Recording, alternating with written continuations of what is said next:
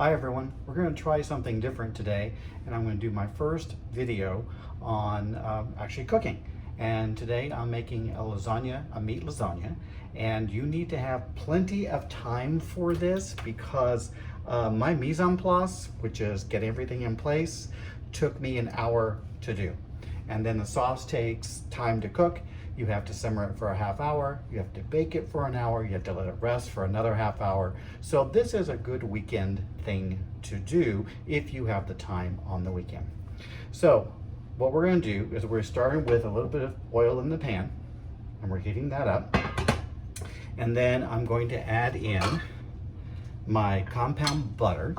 So I'm going to add to that. Now, compound butter is simply enough. It's a butter that you just mix with other stuff, making it compound butter. So I like to do one with some lemon zest and some Italian seasonings and such. So I use this when I'm making, obviously, Italian food behind that. So you add the oil and the butter. The butter is for flavor, and the oil will help it keep from burning right away and everything, because you want that to melt a little bit before you start to add the garlic to it. So yes, garlic, another staple of Italian cooking behind that.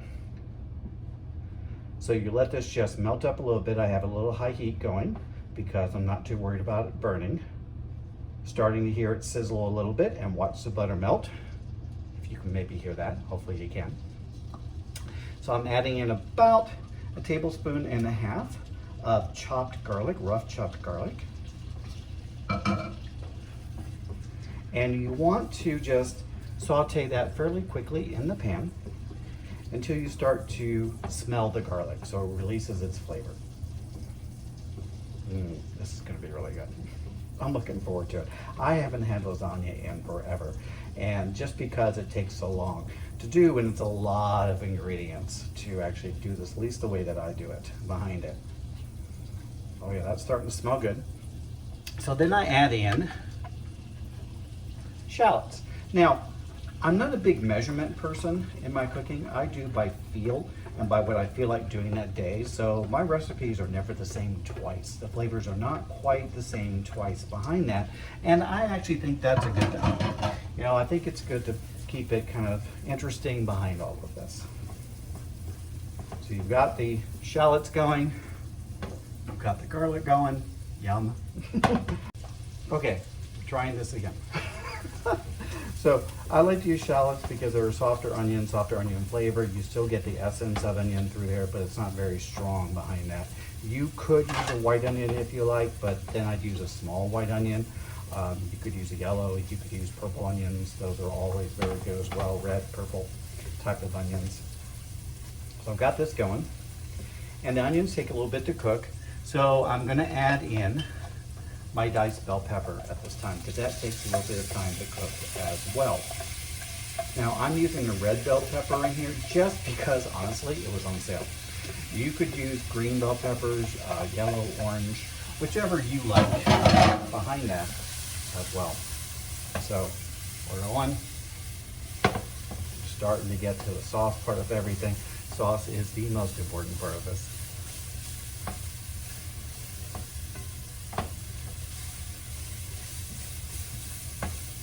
And now that's absorbing most of the oil that I put in there. I had about a tablespoon and a half of good virgin olive oil, and the butter that I put in there, I had roughly a tablespoon of the compound butter in there as well. So at this point, I like to add some special touches. So not if we're not special enough already. So wine. They say never cook with wine you wouldn't drink. Now, overall, I believe that's a good thing. That is a proper thing to do. There are times, though, I have to use cooking wine because there isn't anything else available. Here in Colorado, wine is not sold in the local grocery store. You have to make a special trip to the liquor store, and honestly, sometimes I just forget. So, got a little bit of wine in there to deglaze that pan, get it going, add a little extra flavor. I'm using a Malbec tonight. You could use any good red wine that you like. A Pinot Noir would be good. A Cab would be awesome with this, but I wouldn't use a really expensive Cab for it because you're cooking. with it and instead of drinking. Although, nod to Julia Child, always have a little bit off to the side as well, so you can keep on going. So this is looking really good right now. I'm getting really happy with it. All that's looking good. And then, like I said, my recipes are never the same twice. So I actually have button mushrooms, a couple ounces in here, white button mushroom, that I did a rough chop on. I quartered and then just ran my knife through and did a rough chop on them, because I like the flavor of mushroom. It gives an earthiness to it, and I thought with the Malbec that would be a really good thing to do behind it. So we're starting to get a good combination going here. A little more wine. Wine doesn't hurt.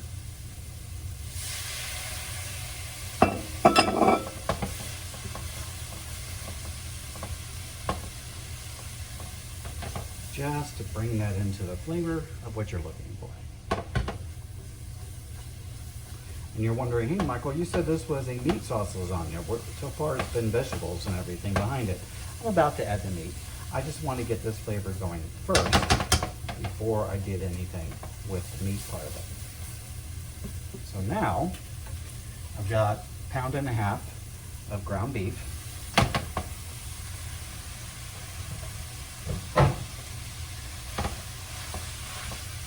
That you just want to get browned in there. This takes a little while.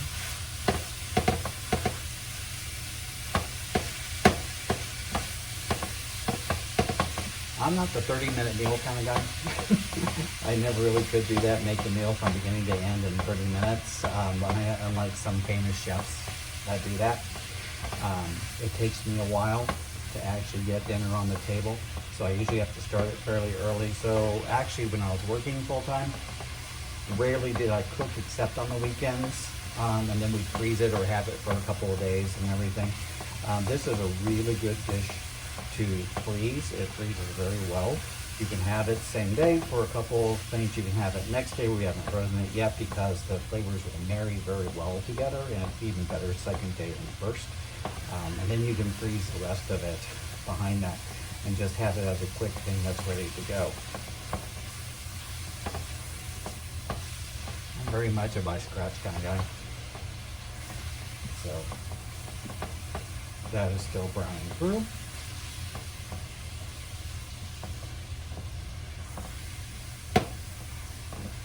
Starting to look good. Starting to look like a meat sauce. And the reason I did 1.5 pounds instead of a pound is one, I didn't want to buy 2 pounds. And the other is I'm looking for a lot of sauce for this, for the noodles to be able to absorb that. So I want to make sure that there's plenty, and I layer this lasagna with the cheeses, the noodles, just to make sure it's going to do what it's supposed to do. Oh, that's getting there. That is going to be beautiful.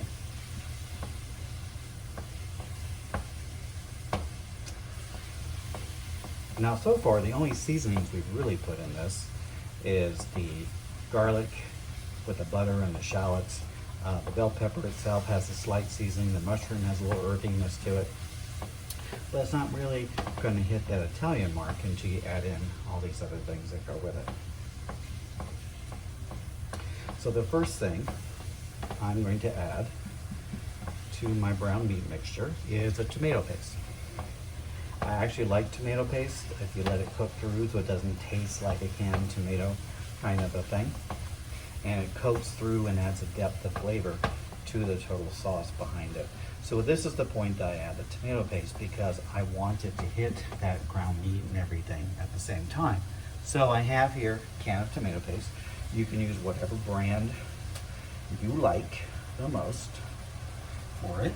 Now work that in there and coat everything with it. I'm going to take it a little bit because it's got to break up. You could do this in portions if you wanted to.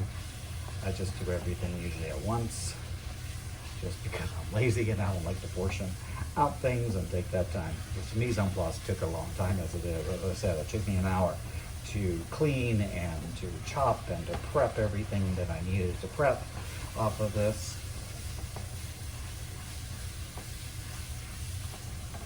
Get that really incorporated in. You want to make sure you've got that all through the whole sauce behind it so it will cook very well. Again, you'll start to see your pan starts to dry out some.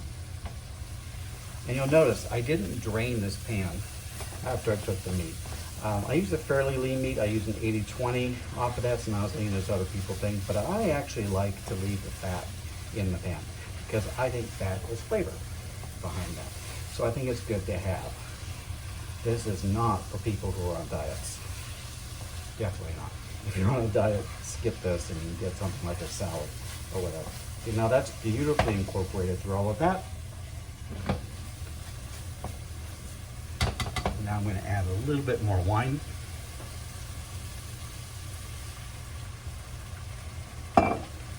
Just to get that flavor throughout.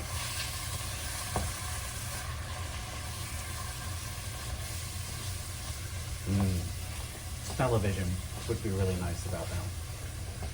One day we'll have that. I don't know when. Somebody needs to invent that during COVID. We really need smell-o-vision. Okay. So now I want to add in, I did 5 Roma tomatoes that I sliced and diced through this because I like a little fresh tomato to counter that tomato paste off of that.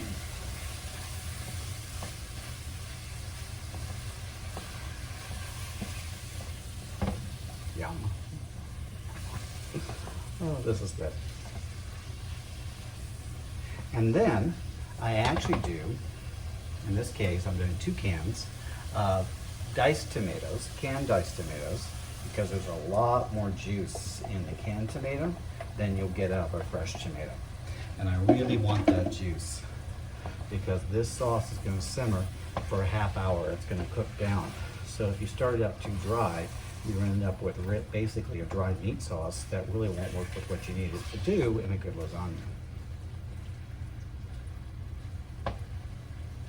Get all that incorporated. We're getting there. This pan's getting kind of heavy. Start with a good saucepan, folks. Okay. So now we turn that down a little bit because that's bubbling already behind it.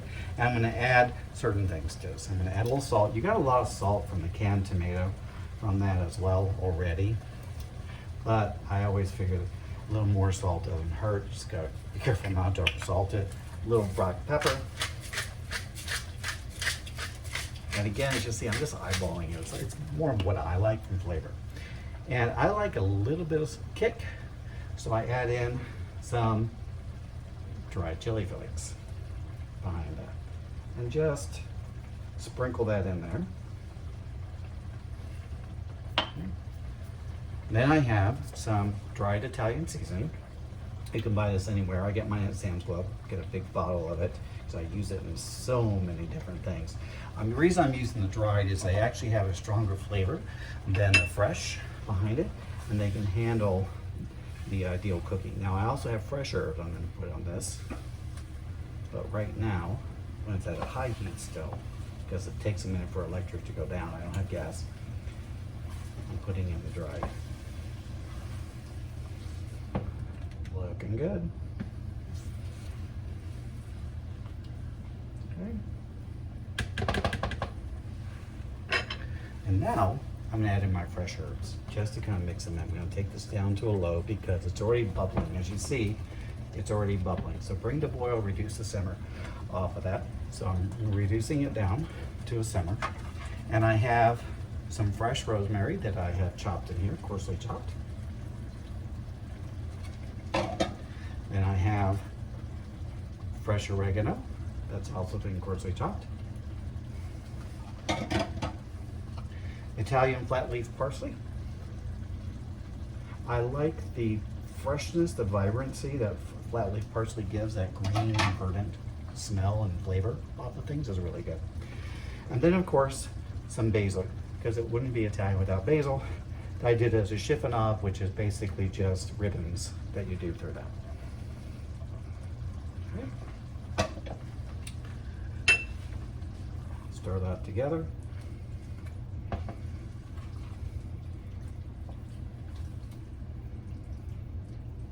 that mix a little bit. And you're saying, Michael, what about all that wine? What are you going to do with it? Well, I'm going to drink it later, but in the beginning, I'm going to add about a half a cup to a cup of wine.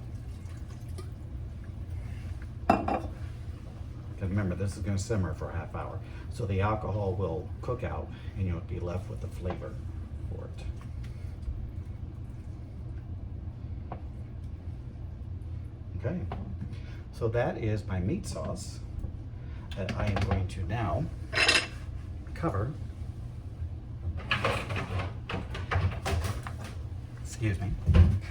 cover and let it simmer on low for about a half hour. During this time, I will actually start my water boiling for my noodles because it's going to take a little bit for the waters to boil and the noodles to cook through and everything, so everything will be ready at the same time. And then once my noodles are almost done, I'll preheat the oven to 350 so I can layer out the lasagna pan. So see you in a bit. Okay, so it's been a half hour of simmering on there. In the meantime, I've cooked my noodles in salted water. You want your water salty like the ocean because it's the only time you can actually flavor your pasta for that. So you want to make sure you've done that piece of it. So we are ready with our meat sauce for the lasagna. We've got our cheeses. I sliced up a block of mozzarella. I put it into thin slices. We have freshly shredded Parmesan as well for that. And of course, cottage cheese. You say, Michael, why cottage cheese? Isn't lasagna made with ricotta? Not necessarily. I grew up on cottage cheese. So to me, lasagna is not truly lasagna unless you have cottage cheese with it. So you want to start your layering with it. Now I have a 9x13 Pyrex pan that I actually sprayed with cooking spray on there. The reason for that is just to make cleanup easier than anything else. Lasagna won't necessarily stick to it, but you know, easier cleanup. So you start with a good amount of sauce for the bottom of the pan. Again, because you want to avoid the sticking of the noodles is what we're looking at here. So you just spread that around lightly for that. So it's not a whole lot. It's just for the bottom of the pan. That's what that is for. And then you start to layer. So you start with your noodles. And this is going to be fun. I remember a phrase I heard that Julia Child said, never apologize. So I'm not going to apologize when things rip because it's in lasagna, so it doesn't really matter. Behind that, it's going to be a layered dish anyway for that. So you're not really looking at that. So if your noodles tear like this, don't worry too much about it. Just try to separate them if you can. This is fun. I may need to drink a little more of that wine while I'm doing this. Ah. All right. So we're going to use this in pieces and parts. It's all good. It's fun. Cooking should be fun. Cooking should not be stressful. If you are stressing about it and you're trying to do a perfect thing, trying to be a professional chef like you see on TV, know that they do many takes off of that. So then you do, again, once you've got your noodles on there, you do a nice layer of meat sauce. And in this case, you're putting a good amount on because that's what it's about. You want to make sure, because every lasagna usually is about at least 3 layers. It could be a 4-layer lasagna. Depends on your pan, your noodles, etc. So you want to make sure that you're using enough for each layer to get what it's supposed to have. Okay? Then layer in your mozzarella. And I do this a little haphazard.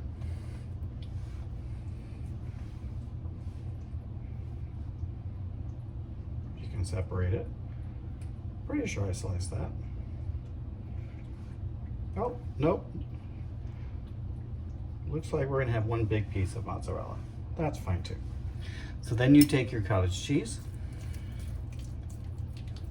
and you just place it throughout the dish. You want to make sure that you've got about 3 deep as far as vertical goes and 2 across.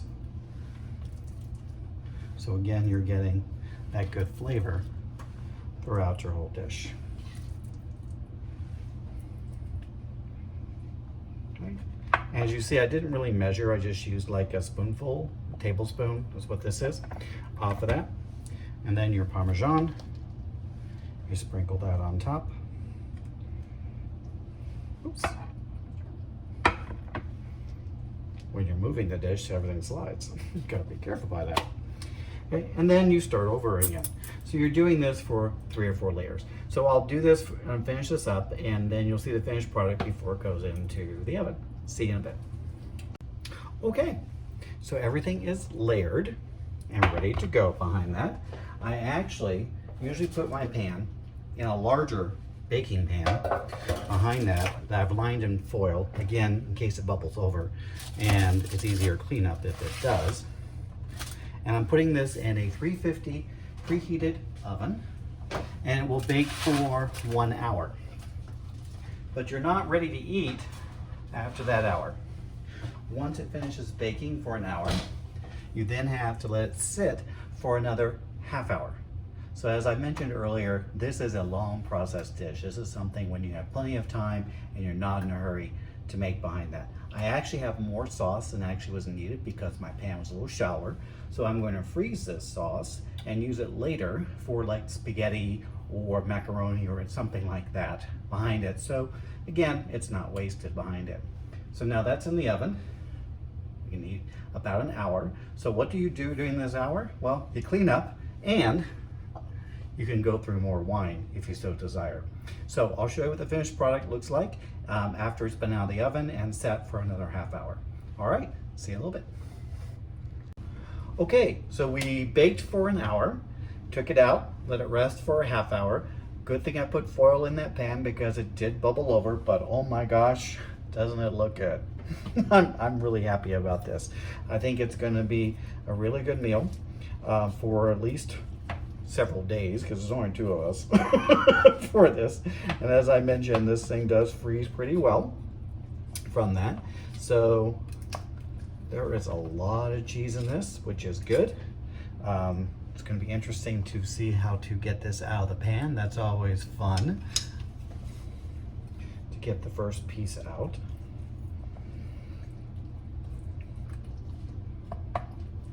A little maneuvering. And yes, I went through a glass of wine while I was waiting. But you know, as I said before, Julia Child's known to say, never apologize. So if it doesn't hold together, it doesn't hold together. But we have lasagna. This is my first foray into videoing a meal with Michael. Hopefully you enjoyed this, and we'll do this again. Thank you. Bon appetit.